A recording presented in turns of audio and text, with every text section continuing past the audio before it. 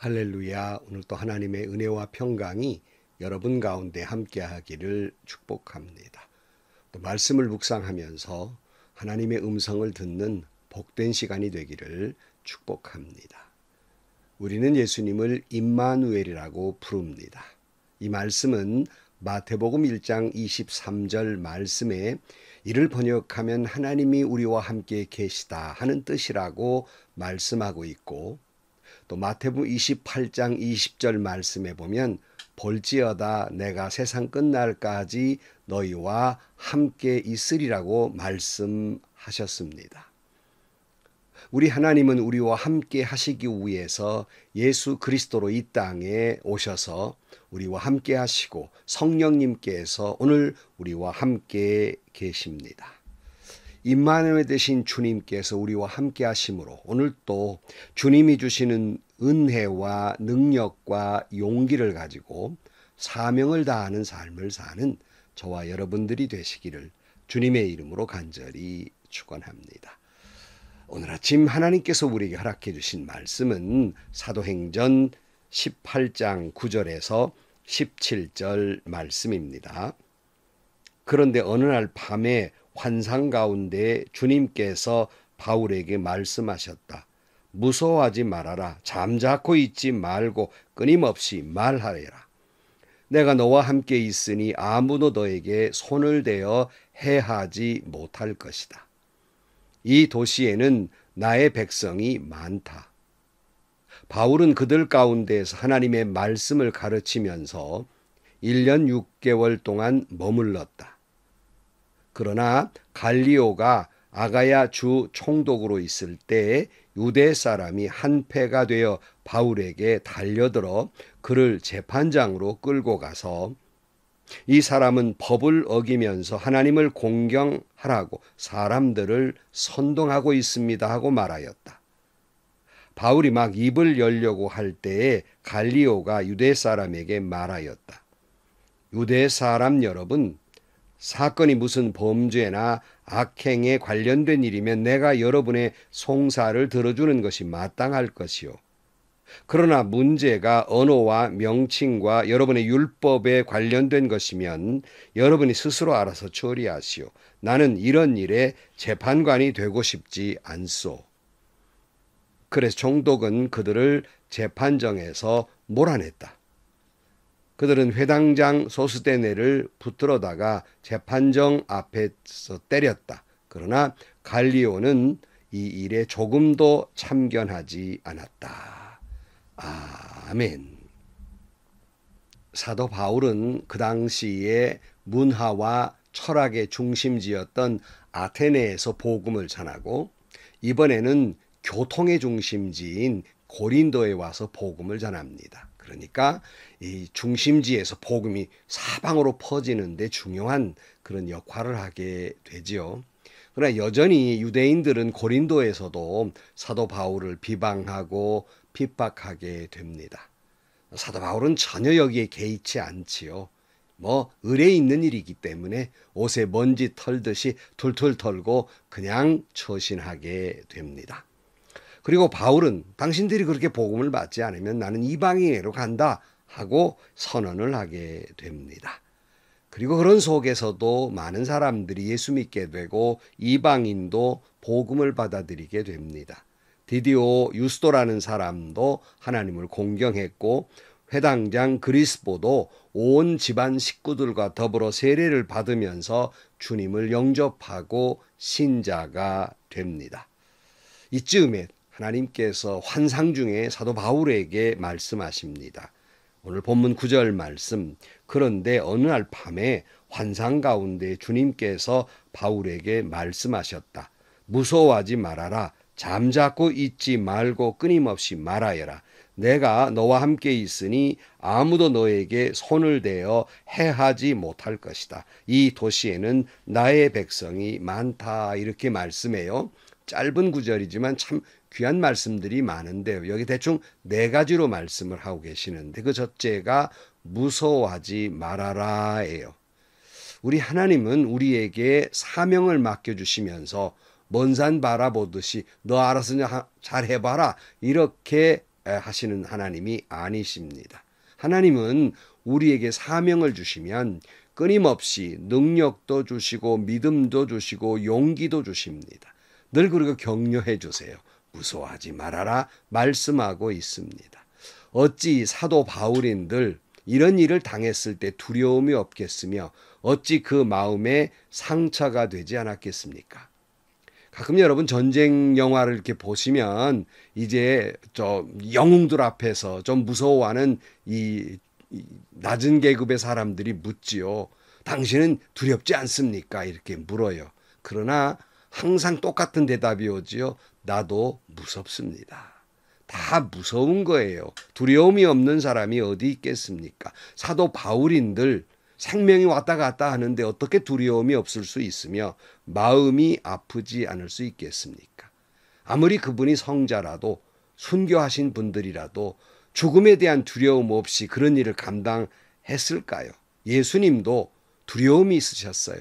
그래서 겟세마네 동산에서 땀을 핏방울 흘리듯 흘리시면서 뭐라고 기도하셨습니까? 할 수만 있으면 이 십자가를 내게서 지나가게 주옵소서라고 기도하셨잖아요. 모든 사람에게는 다 두려움이 있는 거예요. 목사님이라고, 선교사님이라고, 장로님이라고 마음에 상처가 안 되거나 두려움이 어찌 없을 수 있겠습니까? 염려가 없을 수 있겠습니까? 다 그렇지요. 근데 때로 너무 쉽게 목사님이 그만한 일로 뭘 그렇게 믿음도 없게 힘들어 하십니까? 하거나 또는 장로님이 돼가지고 뭐 그런 말씀 가지고 뭐 이렇게 화를 내십니까? 이렇게 쉽게 말할 일이 아닙니다. 다 마음의 상처도 있고 두려움이 있고 걱정이 있는 거예요. 차라리 그런 분들을 만나거든 목사님 얼마나 힘드세요? 장로님 얼마나 괴로우세요? 아니 격려의 말을 해야지 목사가 돼가지고 장로가 돼가지고 이런 말 함부로 해서는 안 돼요. 자기는 십자가 지고 싶지 않고 목사 장로는 십자가 져야만 되는 겁니까? 그렇게 생각해서는 옳지 않습니다. 주님이 바울에게 두려워하지 말라고 말씀하신 것은 바울이 두려워했기 때문이에요. 이게 두려워하지 말라고 말씀해요. 바울이 얼마나 두려워한지 아십니까? 고린도전서 2장 3절 말씀에 보면 내가 여러분과 함께 있을 때 나는 약하여서 두려워하였으며 무척 떨었습니다. 벌벌벌 떨었다는 거예요. 사도 바울도. 그러니까 하나님께서 두려워하지 말라 그렇게 말씀해요. 모든 걸 아시는 주님께서 오늘 이 말씀을 여러분에게 말씀하십니다. 두려워하지 말아라. 그 다음 두 번째는 뭐예요? 끊임없이 말하여라 해요. 그러니까 어떤 고난과 핍박이 온다 할지라도 복음 전하는 걸 멈추지 말라는 겁니다. 사랑하는 성도 여러분, 오늘 또 끊임없이 우리는 말해야 돼요. 잡다한 까십거리를 말하는 것이 아니라 예수는 그리스도라고 끊임없이 복음을 전해야 해요. 1866년에 대동강변에 순교한 토마스 목사님이 순교하는 순간에도 성경을 전하고 예수를 외쳤다고 합니다. 그런 두려움 속에서도 멈추지 않고 복음을 전했기에 오늘 저와 여러분이 예수 믿고 오늘에 있는 것이 아니겠습니까? 죽어가는 순간에도 예수를 외쳤던 토마스 목사님처럼 오늘 또 우리는 멈출 수가 없습니다. 예수는 그리스도라고 말입니다. 세 번째는 내가 너와 함께 있으리라 말씀해요. 처음에 말씀드렸죠. 임마누엘, 주님이 나와 함께 하시는 줄로 믿습니다. 그리고 네 번째는 주님이 나와 함께 하시기에 누구도 너에 대해 손을 대지 못할 것이다. 그랬어요. 여러분 이 말씀에 아멘 할 수 있기를 바라요. 누구도 주님이 나와 함께 하시는데 누가 감히 내게 해할 수 있겠습니까? 우리 좋아하는 찬송 가운데 너 근심하지 말아라는 찬송 여러분 얼마나 좋아하십니까? 정말 어렵고 힘들 때 이 찬송 부르면 눈물 나면서 마음이 평안이 오지 않아요? 가사 내용은 뭡니까? 너 근심 걱정 말아라. 주 너를 지키리. 주 날개 밑에 거하라. 주 너를 지키리. 어려워 낙심될 때 주 너를 지키리. 위험한 일을 당할 때 주 너를 지키리. 주 너를 지키리. 아무 때나 어디서나 주 너를 지키리.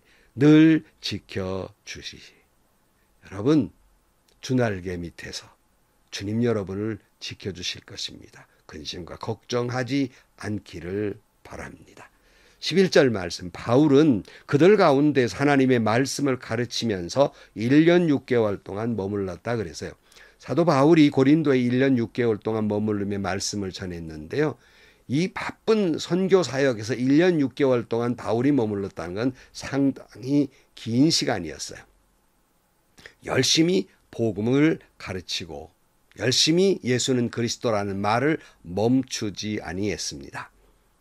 12절 말씀, 그러나 갈리오가 아가야 주 총독으로 있을 때 유대 사람이 한패가 되어 바울에게 달려들어 그를 재판정으로 끌고 가서 이 사람은 법을 어기면서 하나님을 공경하라고 사람들을 선동하고 있습니다 하고 말하였다 그랬어요.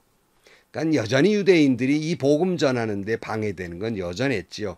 갈리오라는 사람이 아가야 주의 총독으로 오니까 때는 이때다 하고는 사도 바울을 잡아다가 이 사람이 쓸데없이 하나님 믿으라고 합니다. 선동하고 다닙니다. 이렇게 고발을 합니다.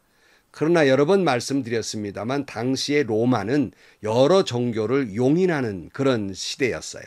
그러므로 사도 바울이 아무리 예수를 믿으라고 한들 전혀 로마법에 저촉되지 아니했습니다. 그러니까 제재할 명분이 없는 거예요. 14절 말씀, 바울이 막 입을 열려고 할 때 갈리오가 유대 사람에게 말하였다. 유대 사람 여러분, 사건이 무슨 범죄나 악행에 관련된 일이면 내가 여러분의 송사를 들어주는 것이 마땅할 것이요. 그러나 문제가 언어와 명칭과 여러분의 율법에 관련된 것이면 여러분 스스로 알아서 처리하시오. 나는 이런 일의 재판관이 되고 싶지 않소. 그래서 총독은 그들을 재판장에서 몰아냈다 그랬어요. 갈리오는 공연히 유대인들끼리 자기네들 전통 때문에 싸우는 일에 괜히 자기가 끼어들 이유가 없는 거예요. 당신들 전통의 문제라면 당신들끼리 알아서 해결할 일이지 내가 낄 필요가 없다. 뭐 이런 의견이지요. 17절 말씀, 그들은 회당장 소스데네를 붙들어다가 재판정 앞에서 때렸다. 그러나 갈리오는 이 일에 조금도 참견하지 않았다. 유대인들은 쫓겨나니까 화가 났어요. 분해가지고 회당장 소스데네를 붙들어다가 때렸다 그렇게 되어 있는데요. 이 회당장 소스데네가 누구인지는 분명하지 않습니다. 그러니까 우리가 앞에 말씀을 언급한 대로 회당장 그리스보가 예수를 영접했잖아요. 그 후임으로 온 사람인지 아니면 새롭게 그도 예수를 영접했는지 분명하지 않지만 유대 사람들이 분풀이한 걸로 봐서 바울과 상당히 연결이 깊은 사람이었으면 틀림이 없는 것 같아요. 근데 이 일에도 폭행이 일어났는데 갈리오는 전혀 상관하지 않았어요. 유대인들 문제 너희들끼리 알아서 해결하라는 것이죠. 그러나 여러분 이 모든 걸 볼 때 하나님께서 두려워하지 말아라, 말을 멈추지 말아라, 내가 너와 함께하고 아무도 너를 해치지 못하리라는 말씀이 그대로 이루어져서 누구도 바울을 해치지 못하였음을 알 수 있습니다. 하나님은 우리 모두에게 사명을 주십니다. 말씀드린 대로 사명을 주시고 모른 채 하시는 하나님이 아니십니다. 저와 여러분에게 사명을 주셨으면 감당할 만한 믿음도 주시고 능력도 주시고 그 사명을 끝까지 감당할 수 있도록 함께해 주시고 지켜주시고 어떤 위협이나 비방이나 위험한 환경 속에서 저와 여러분이 잘 견뎌낼 수 있도록 우리를 은혜를 주신다는 말씀이에요. 모세가 이스라엘 사람에게 이렇게 말합니다. 신명기 29장 14절 말씀에 이 언약과 맹세는 주님께서 당신들하고만 세운 것이 아닙니다. 이 언약은 오늘 주 우리의 하나님 앞에 우리와 함께 서 있는 사람들에게만이 아니라 오늘 여기 우리와 함께 있지 않은 자손과도 함께 세우는 것입니다. 마음을 강하게 하고 용기를 내십시오. 그들 앞에서 두려워하지도 말고 무서워하지도 마십시오. 주 당신들의 하나님이 당신들과 함께 가시면서 당신들을 떠나지도 않으시고 버리지도 않으실 것입니다. 그랬어요. 이것이 모세가 이스라엘 사람들에게 한 말이지만 이 말씀도 그들에게만 한 말이 아니라 오늘 우리에게도 주시는 약속이고 예수 믿는 우리의 자자손손에게도 주시는 말씀입니다.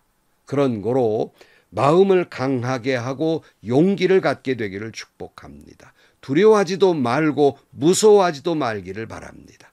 주님은 약속대로 우리와 함께 하실 것입니다. 주님은 약속대로 우리를 떠나지도 아니할 것입니다. 주님은 약속하신 대로 우리를 버리지도 아니하실 것입니다. 우리는 그 약속을 믿고 오늘도 잠잠하지 아니하고 복음을 들고 예수는 그리스도라고 외치며 살아야 하겠습니다. 주님이 나에게 맡겨주신 그 사명을, 이 약속을 믿고 충성스럽게 감당하는 저와 여러분들이 되시기를 주님의 이름으로 간절히 축원합니다. 기도하시겠습니다. 주님, 무서워도 말고 두려워하지도 말라고 주신 말씀, 사도 바울이 그 많은 역경 속에서도 주는 그리스도라고 외치며 살았듯이 오늘 우리도 어떤 환경 속에서라도 예수는 그리스도라고 외치며 사는 저희들 되게 하여 주옵소서. 예수님의 이름으로 기도하옵나이다. 아멘. 모세가 이스라엘 백성에게 한 말처럼 하나님의 말씀은 이스라엘에게만 한 말이 아닙니다. 오늘 우리에게, 그리고 오고 오는 우리 후손들에게 주시는 약속입니다. 주님은 우리와 함께 계십니다. 사명을 주시고 또한 능력과 감당할 만한 힘도 지혜도 믿음도 주십니다. 나를 버리지도 떠나지도 아니하실 것입니다. 그 약속 믿고 예수는 그리스도라고 외치며 사명을 감당하는 여러분들이 되시기를 주의 이름으로 축원합니다. 행복하시고요. 좋은 일이 가득한 하루가 되시기를 주님의 이름으로 간절히 축원합니다.